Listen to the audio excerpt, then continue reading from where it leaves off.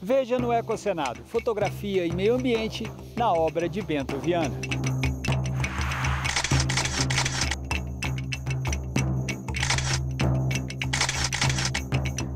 Sessão temática preparatória para a Conferência do Clima das Nações Unidas no plenário do Senado. O desmatamento em todos os biomas segue avançando em ritmo alarmante. E mais, no quadro Ideias Verdes, tecnologia para a geração de energia a partir das correntes marinhas. O Japão testou com sucesso um protótipo de gerador de energia ancorado no fundo do mar em uma das mais fortes correntes oceânicas do mundo, a Kuroshio. E no Viveiro do Senado, uma conversa com Alessandra Cardoso, pesquisadora do INESC, sobre os fundos de financiamento para as políticas ambientais. Para ter uma política de combate ao desmatamento, para ter uma política de gestão territorial e ambiental em terras indígenas, é preciso recurso, é preciso Estado e é preciso que esses instrumentos eles sejam auxiliares a esse desafio gigantesco.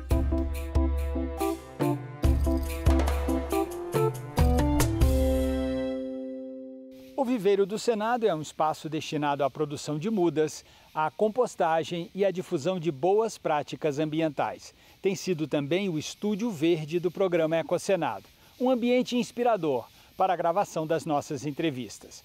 Nossa convidada de hoje é a economista Alessandra Cardoso. A pesquisadora Alessandra Cardoso, do Instituto de Estudos Socioeconômicos, INESC, coordena um estudo inédito sobre os principais fundos de financiamento para políticas ambientais existentes no Brasil. Caminhos para o financiamento da política socioambiental no Brasil. O que essa série de estudos está revelando? O que vocês estão descobrindo especificamente no que diz respeito aos fundos de financiamento, não é isso? O que a gente tem discutido bastante, dito bastante, o INESC acompanha a política ambiental há muitos anos, é que não tem política para o meio ambiente sem dinheiro, não tem política para o meio ambiente sem orçamento. E o orçamento para o meio ambiente, tradicionalmente, isso é uma questão histórica, ele sempre foi muito baixo, sempre foi muito reduzido.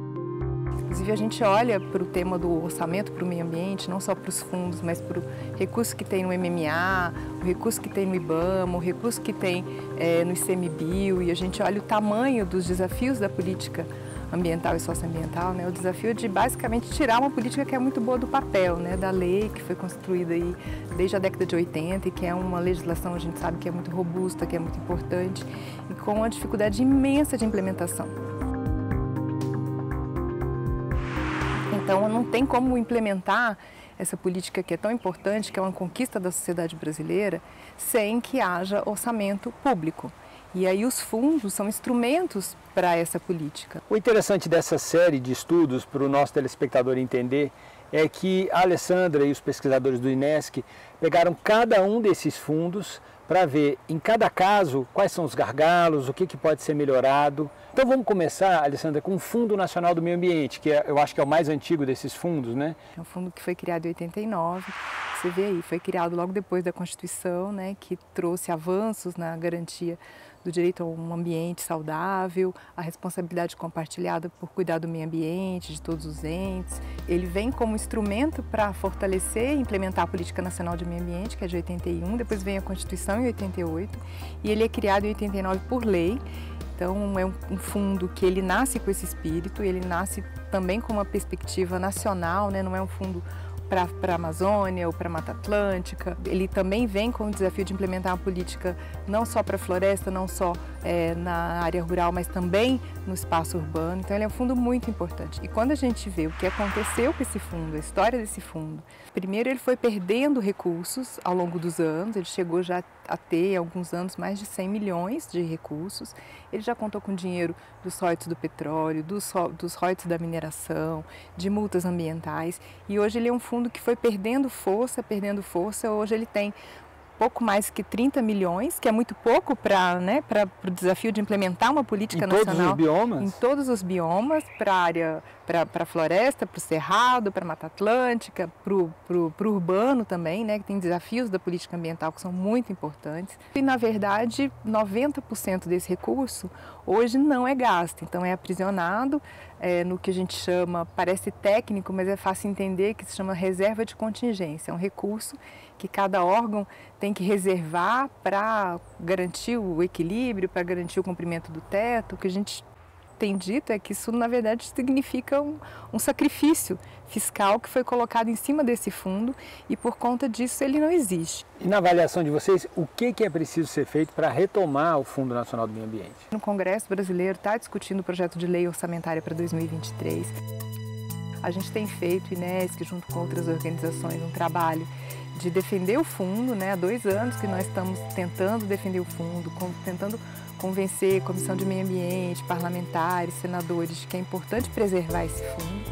Então, é uma decisão política que cabe ao governo, mas cabe também ao parlamento, que é retomar, reconstituir o recurso do fundo para que ele possa começar a operar. Para que haja mais recurso, é importante que esse fundo ele seja fortalecido financeiramente.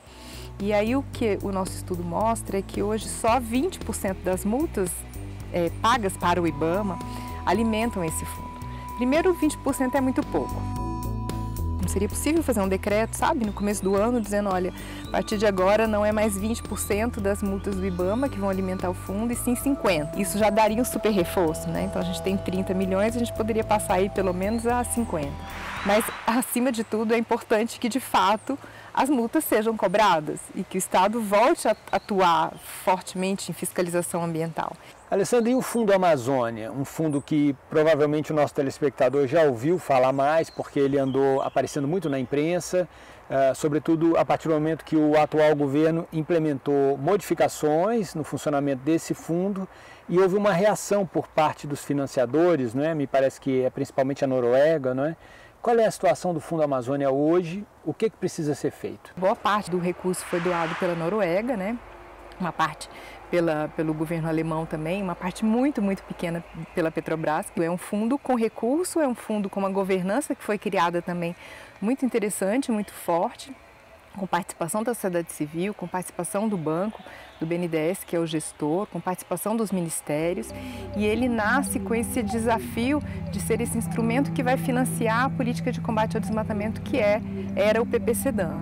E ele, inclusive do ponto de vista da operação dele, ele é vinculado aos componentes do PPCDAN. Então tinha uma parte do recurso que ia para a fiscalização, não só para fiscalização e fortalecer a capacidade do IBAMA de fiscalizar o meio ambiente, mas fortalecer também a capacidade dos estados e dos municípios fazerem ações de fiscalização. Ele tinha um componente de reordenamento territorial, ele financiou mais de 101 terras indígenas, porque tinha também o componente de desenvolvimento sustentável. Então ele é um fundo com muito aprendizado, é um fundo muito rico e é um fundo que foi paralisado exatamente porque a governança foi desmontada e os financiadores resolveram, o que nós achamos que é muito válido, dar uma recuada para dizer assim, olha, o que funcionou muito bem nesse fundo precisa voltar a funcionar, ele precisa estar conectado à política de combate ao desmatamento, mas é preciso que ele tenha uma governança forte, porque é uma das riquezas desse fundo.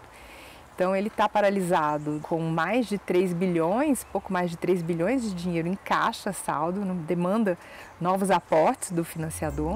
E aí os números e a tragédia do desmatamento na Amazônia está aí para mostrar para a gente o quanto é preciso retomar o fundo e a política.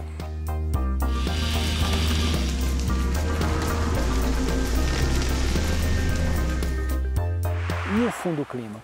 Fala um pouco para a gente desse fundo, o que ele é e quais os gargalos? Da mesma forma que o Fundo Amazônia ele é um instrumento de financiamento da política de combate ao desmatamento, o Fundo Clima ele é um instrumento de financiamento da Política Nacional de Mudança Climática. Então, eles nascem juntos e ele nasce, uma ideia muito inovadora, né, que é um fundo climático, um dos primeiros fundos, né, com esse papel aí de financiar ações de mitigação e adaptação, e ele nasce com uma ideia também que eu acho que é bastante interessante, que é de pegar parte dos recursos do petróleo, do pré-sal, para que essa renda possa ser usada não só em educação, que é muito importante, saúde, que é muito importante, mas que possa ser usada também para o meio ambiente e principalmente para ações climáticas.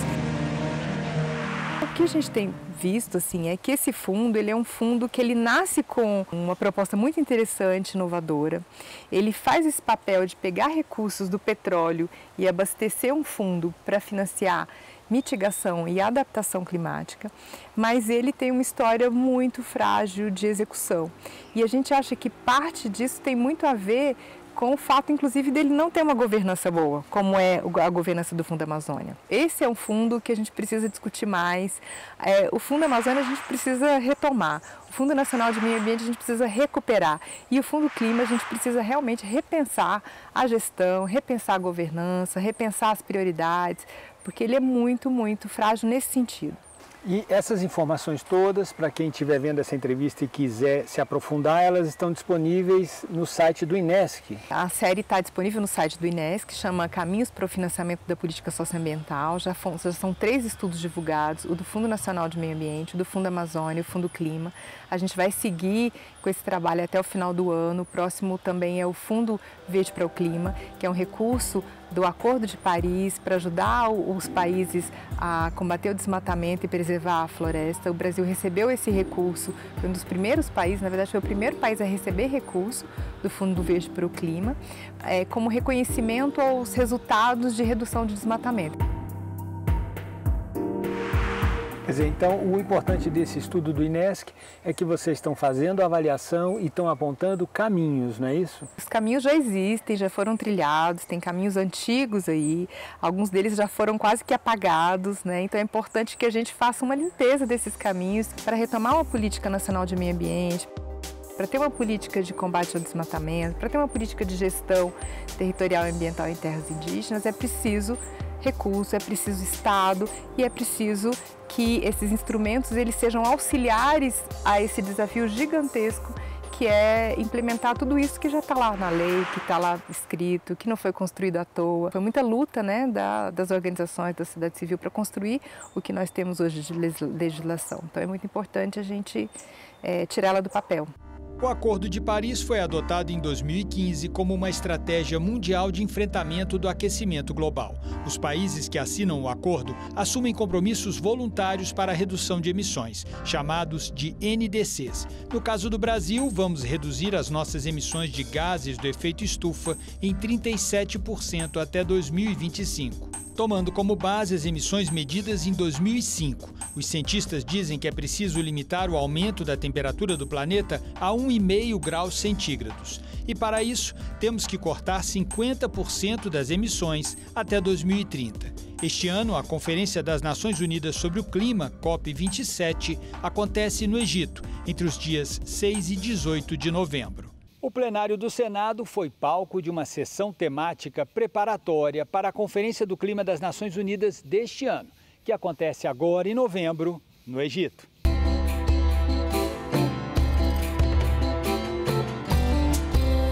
A Conferência das Partes, ou COP, sobre clima, é o mais alto fórum de decisão da Convenção das Nações Unidas de Mudanças Climáticas, que reúne os países que se comprometeram a conter o aumento do aquecimento global com a redução da emissão dos gases de efeito estufa.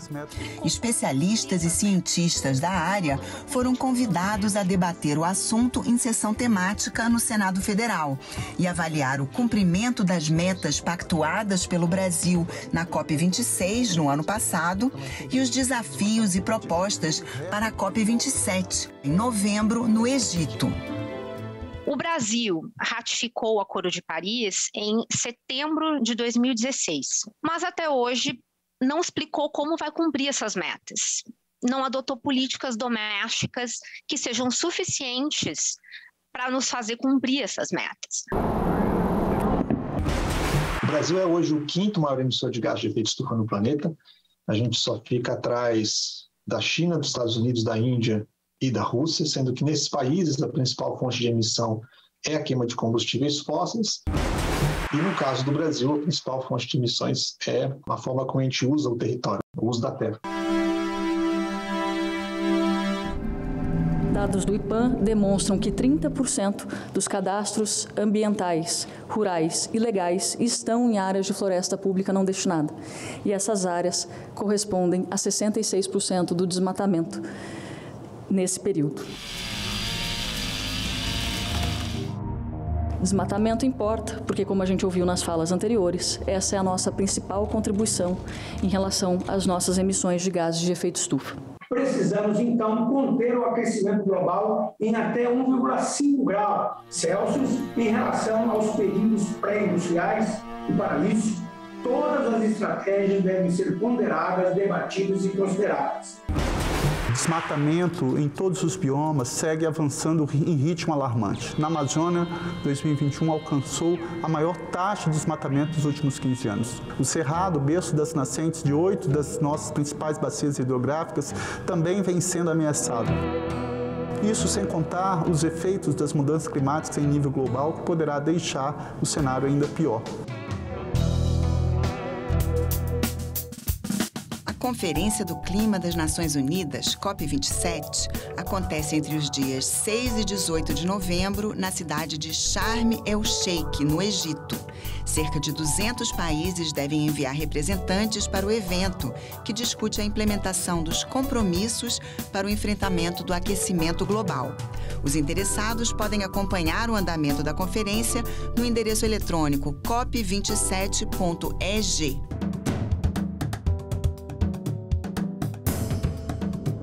O Japão testou com sucesso um protótipo de gerador de energia ancorado no fundo do mar em uma das mais fortes correntes oceânicas do mundo, a Kuroshio. A vantagem é a estabilidade. As correntes fluem com pouca variedade na velocidade e direção, o que lhes dá uma eficiência de 50% a 70% em comparação aos 30% da energia eólica, por exemplo. Estima-se que a corrente Kuroshio poderia gerar até 200 gigawatts, 60% da atual necessidade energética do Japão. Jovens brasileiras criaram soluções verdes e baratas para enfrentar a chamada pobreza menstrual.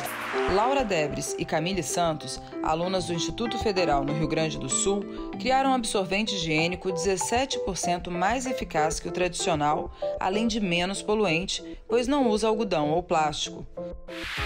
Já a designer Rafaela de Bona Gonçalves foi premiada pelo Escritório Europeu de Patentes por seus projetos de absorventes e tampões que usam fibras de bambu e banana. Nos dois casos, os absorventes são mais baratos que os industriais. De autoria do Poder Executivo, a medida provisória 1121 de 2022 determina a instalação de barreiras sanitárias em áreas indígenas para controlar o trânsito de pessoas e a disseminação da Covid-19. De acordo com o texto, cabe à FUNAI o planejamento e a operacionalização dessas ações, bem como o pagamento de diárias para os servidores que executam o trabalho. As barreiras devem funcionar até o dia 31 de dezembro deste ano. A medida provisória foi aprovada pelo Congresso. Considerado um dos mais talentosos fotógrafos de natureza do Brasil, Bento Viana construiu uma sólida carreira ao longo de anos de atuação, fotografando não só os biomas brasileiros, mas também paisagens fantásticas na América do Sul, na África e na Antártida. De mudança agora para Salt Lake City, nos Estados Unidos, onde pretende iniciar uma carreira internacional, Bento Viana recebeu a equipe do Ecosenado em sua galeria, situada no Lago Sul, em Brasília.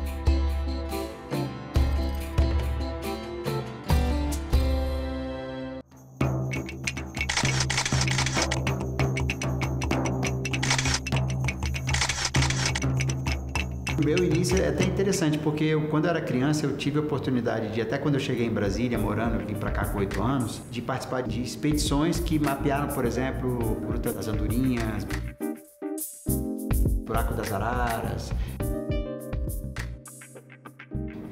aquela região ali de São Domingos. Fiquei conhecido como fotógrafo de natureza muito por essas minhas expedições à Amazônia, ao Cerrado. Em 96 eu tive a oportunidade de ir para a África. E ali eu me assumi também como um fotógrafo de natureza, de expedição. Eu sempre gostei dessa história de você chegar no lugar e pisar pela primeira vez, que foi o caso da Antártica, em 97 para 98. Foi muito importante na minha vida, é um acontecimento que assim, transformou a minha vida, porque lá eu me senti pequeno diante daquela magnitude toda. Lá eu tive a oportunidade de pisar em muitos lugares onde nenhum ser humano pisou. Isso é uma sensação para quem gosta de aventura, para quem gosta de natureza. Saber que aquilo ali você está num lugar que é inédito, aquela tua participação ali, uma coisa inédita da presença humana, aquilo mexeu muito comigo. Um dos trabalhos que eu gostei muito de fazer foi uma expedição que eu fiz ao Grande Sertão Veredas, ali no complexo, ali no Mosaico do Grande Sertão, em que eu tive lá a oportunidade de ficar alguns dias fotografando. A gente dormiu dentro do parque, passamos momentos fantásticos, porque o parque realmente ele dá para entender por que o Guimarães Rosa descreve aquele cenário de uma forma tão impressionante, porque ele é realmente impressionante.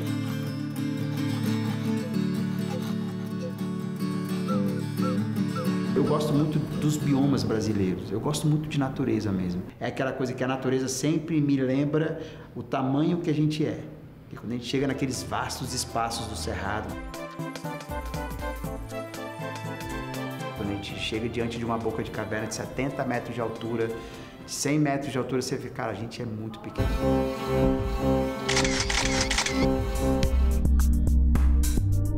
Bom, César, essa aqui é a minha galeria, é um sonho que eu estou realizando, já tem 5 anos praticamente que a gente está aqui, nesse espaço, né? É a primeira galeria que eu conheço na história do Brasil de fotógrafo autoral, né? Agora a gente vai estar fechando esse espaço, né? Porque eu estou de mudança para os Estados Unidos, né? Mas minha galeria continua funcionando normalmente, porque hoje 97, 98% dos nossos atendimentos são online. Então a gente vai ver aqui uma pequena amostra desse trabalho do Bento, né? Que é um trabalho vastíssimo, né? Aqui a gente tem uma amostragem, né, Bento? Exatamente, tem um pouco de... Não dá para dizer que é um pouco de tudo, porque hoje o meu acervo tem mais de 1 milhão de fotos, mas o acervo da galeria tem mais de 50 mil fotos. Então assim, não dá para mostrar tudo, né? Mas aqui tem uma pequena realmente amostragem do que tem, né? Por exemplo, essa foto aqui é uma foto que virou capa do meu livro, né? Um ângulo que eu descobri da catedral. Hoje muita gente faz até essa foto aí também, mas é um ângulo que eu descobri voando para fazer o livro do Céu Brasília. Virou, na verdade, para fazer o Brasília Vista do Céu, né? Mas ele virou capa do livro do Céu Brasília. É um ângulo diferente da catedral, né? Eu acho extremamente plástico. Aqui a gente tem a foto desses índios, que esses índios eu fiz no Xingu, em 2007, e na verdade é muito interessante porque essa é uma foto que é um díptico que a gente chama na fotografia. Quando a gente tem 2 fotos é díptico, quando tem 3 fotos é tríptico, né? Então essa aqui é interessante, foi uma montagem que eu fiz. Na verdade esse índio estava dentro da oca. Esse índio estava se preparando, ele estava participando de um ritual, que é um ritual chamado Dança do Papagaio, que é um ritual em que os homens escolhem as mulheres, né? Ali eles escolhem para poder ter uma vida, né? E é interessante porque essa índia estava do lado de fora, jovem, e ele estava do lado de dentro. Ele se prepara, tem alguns momentos a dança, né? Ele tem uma parte desse ritual que eles ficam lá de fora dançando.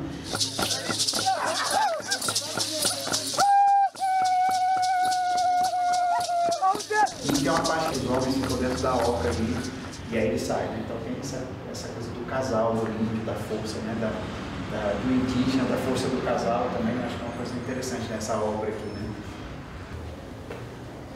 Nossa, essa aqui é uma obra que... Isso aqui faz parte do meu trabalho novo. Eu comecei a trabalhar com foto e escultura. Isso não é só uma foto, né? É uma escultura, uma peça escultória, né? Vê que metacrilato, ela tem 9 pedaços distribuídos em 4 planos, né? E essa obra se chama Chapada em Planos, e ela é uma obra de tiragem única, que todas as minhas obras aqui na galeria, elas têm tiragens.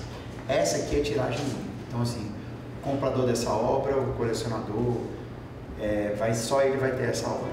Se ela na Chapada, o Jardim de Maitreya, é um dos lugares mais conhecidos da Chapada dos Veadeiros, né? Um dos lugares mais bonitos do Cerrado, né, a gente pode dizer. Essa é uma foto que eu acho muito especial, César, porque ela é uma foto que é muito representativa de Brasília, que é essa cidade que é considerada cidade parque, cidade verde, porque é muito impressionante, né? Primeiro, eu acho que o que mais chama atenção nessa foto é que você tem esse céu amarelo de nuvem, o sol estava recém saído ali da linha do horizonte, e aí ele foi brilhando aqui.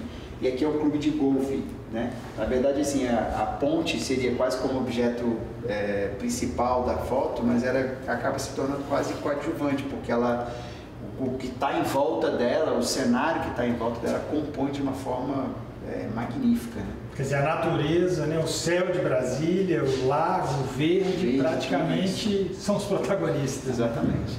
Nasci para ser um pai de família, nasci para ser um homem honesto, trabalhador, mas eu nasci para fotografar. Isso para mim é uma um encontro meu comigo mesmo do que eu vim fazer profissionalmente nesse mundo.